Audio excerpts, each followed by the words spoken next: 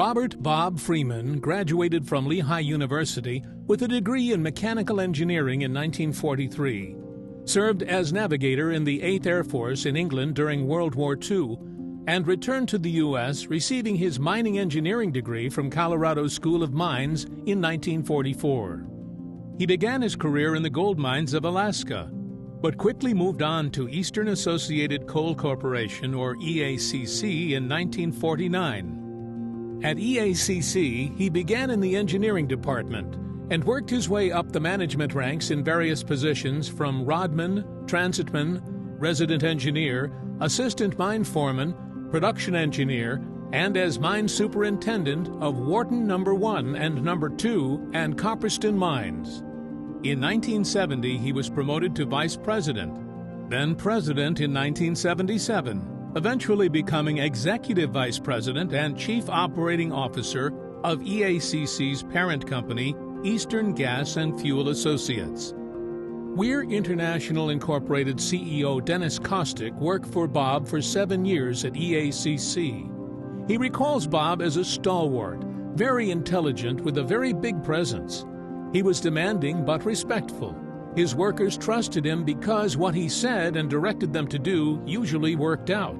He was exceptionally in tune with his operations because he hated to be behind the desk, preferring to be in the mines observing and analyzing. Bill Tate agrees. A senior mining engineer for Western Association Coal Corp., a subsidiary of EACC, Bill worked for Bob in the late 1980s.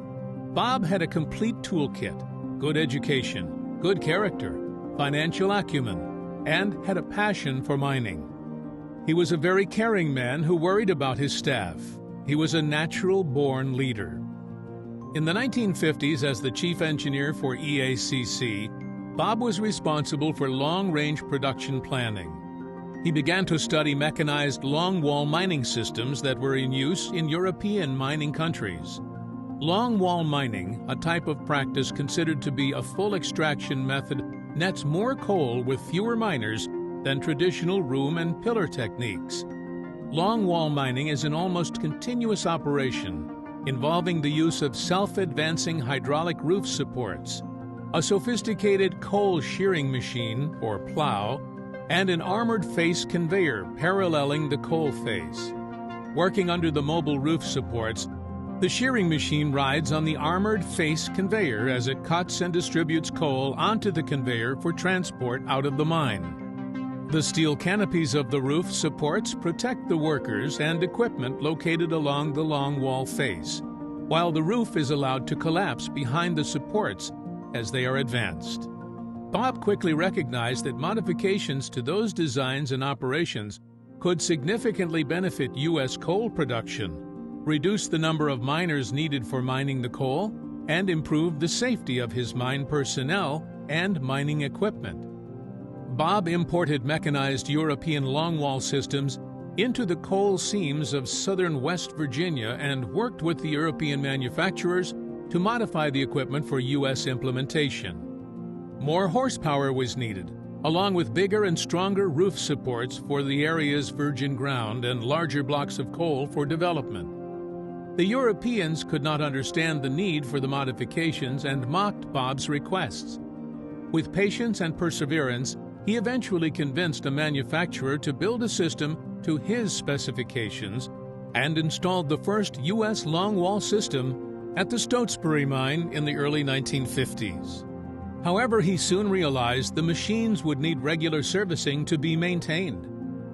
Again, the European manufacturers did not understand the need, but Bob finally convinced a German mining company to establish a field office in West Virginia to meet his service needs. Once all the pieces were in place, Bob was able to demonstrate the improved safety and lower production costs utilizing longwall mining compared to traditional room and pillar mining methods, and other mining companies began to take notice. In 1977, Bob was awarded the Distinguished Achievement Medal for significant career achievements that enhanced the reputation and mission of the Colorado School of Mines. In 1985, after 36 years with Eastern, Bob retired. Harry Main, a colleague of Bob's for 55 years, has no doubt. Robert H. Freeman was the driving force that changed the nature of underground coal mining in the U.S. and led to the very highly efficient longwall mining systems found operating the world over today.